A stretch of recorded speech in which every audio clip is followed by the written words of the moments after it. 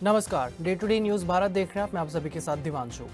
आज भारत की न्याय व्यवस्था ने एक ऐसा फैसला दिया है जिसने जीवन और मृत्यु के बीच खड़ी सबसे कठिन नैतिक बहस को फिर से सामने ला दिया है।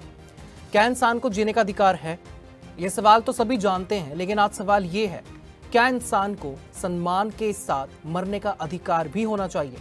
और इसी सवाल पर भारत की सबसे बड़ी अदालत माननीय सुप्रीम कोर्ट ऑफ इंडिया ने एक ऐतिहासिक फैसला सुनाया है। 13 साल से कोमा में पड़े 31 साल के युवक हरीश राणा को अब पैसिव यूथेनेशिया यानी इच्छा मृत्यु की मंजूरी दे दी गई है। देश में पहली बार ऐसा हुआ है जब माननीय सुप्रीम कोर्ट के बनाए नियमों के तहत किसी मरीज को लाइफ सपोर्ट सिस्टम हटाने की अनुमति दी गई है। लेकिन सवाल बहुत बड़े हैं। इच्छा मृत्यु आखिर है क्या? ये क्यों दी जाती है?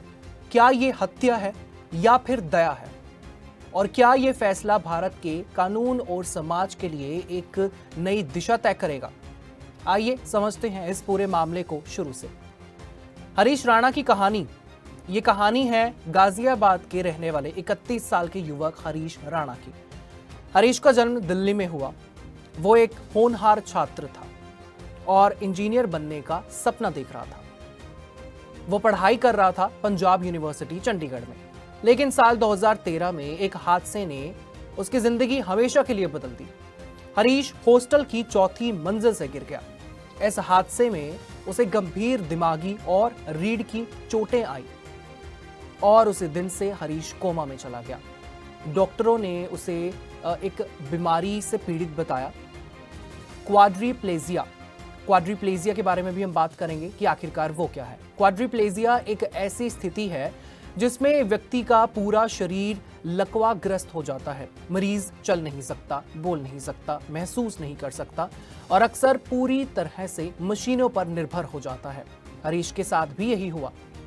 वो वेंटिलेटर, फीडिंग ट्यूब, लगातार मेडिकल सपोर्ट पर निर्भर रहा और यह स्थिति 13 साल तक जारी रही। 13 साल तक हरीश के माता पिता निर्मला राणा और अशोक राणा अपने बेटे को इसी हालत में देखते रहे। ना वो बोल सकता था, ना हिल सकता था, ना अपने दर्द को बता सकता था। समय के साथ हरीश के शरीर पर बेड सोर्स यानी गहरे घाव बनने शुरू हो गए। उसकी हालत लगातार खराब होती गई, लेकिन पीड़ा सिर्फ हरीश की नहीं थी। परिवार भी पूरी तरह से टूट चुका था, मानसिक रूप से और ज्यादा आर्थिक रूप से भी। वेंटिलेटर, दवाइयां, नर्सिंग, इन सब पर सालों से लाखों रुपए खर्च हो चुके थे। और तब परिवार ने एक बेहद कठिन फैसला लिया। हरीश के माता पिता ने माननीय सुप्रीम कोर्ट ऑफ इंडिया में याचिका दायर की। उन्होंने माननीय अदालत से अपील की कि उनके बेटे को सम्मान के साथ मृत्यु की अनुमति दी जाए। इस मामले की सुनवाई जस्टिस JB पारदीवाला और KV विश्वनाथन की पीठ ने की और माननीय अदालत ने पैसिव यूथेनेशिया की अनुमति दे दी।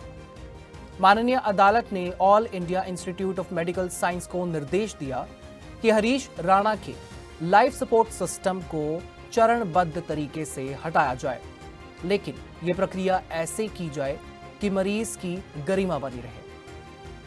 अब समझते हैं इस फैसले का सबसे महत्वपूर्ण शब्द, पैसिव यूथेनेशिया।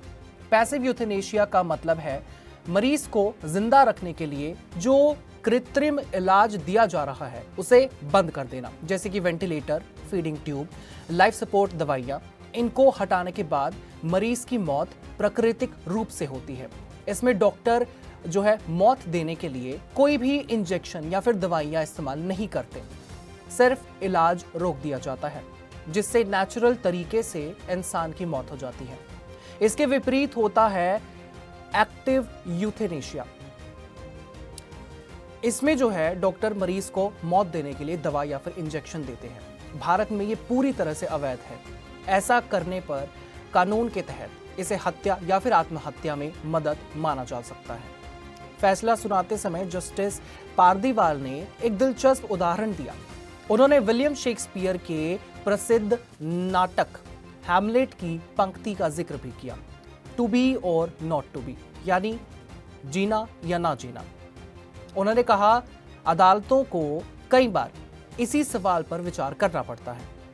भारत में इच्छा मृत्यु का इतिहास काफी लंबा और जटिल रहा है। 2018 में माननीय सुप्रीम कोर्ट ऑफ इंडिया की 5 जजों की संविधान पीठ ने एक ऐतिहासिक फैसला दिया था। इस फैसले की अगुवाई दीपक मिश्रा ने की थी।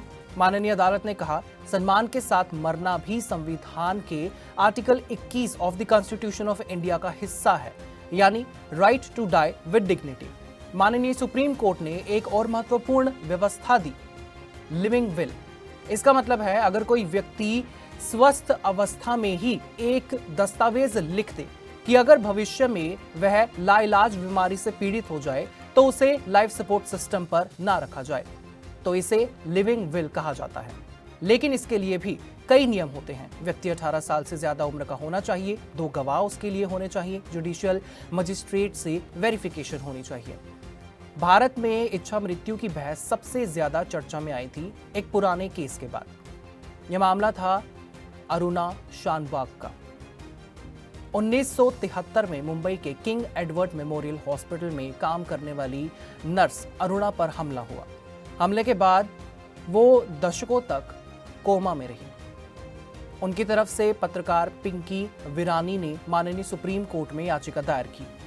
हालांकि माननीय अदालत ने उन्हें इच्छा मृत्यु की अनुमति नहीं दी, लेकिन इसी केस ने भारत में इस बहस की नींव रखी।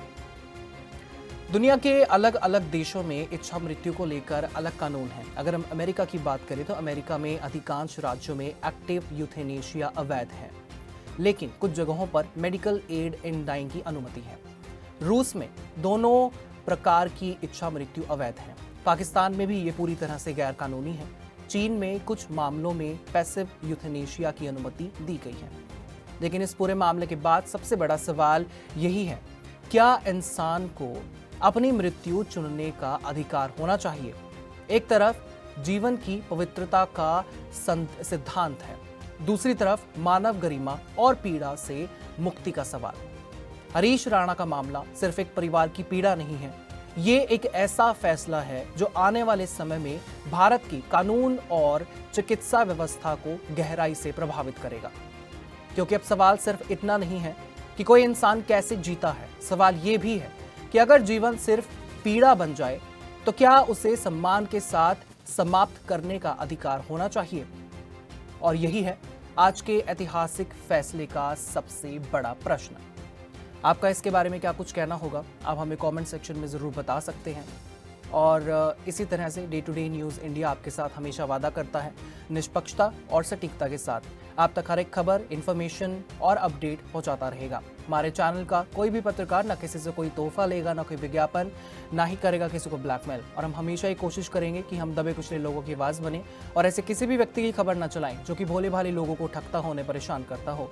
इसी के साथ हमारे चैनल का मकसद होगा लोकतंत्र के चौथे स्तंभ को लोगों की नजरों में फिर से मजबूत करना। मुझे दीजिए इजाजत और हमें हर किसी सोशल मीडिया प्लेटफॉर्म पर लाइक, शेयर और सब्सक्राइब करना बिल्कुल भी मत भूलिएगा।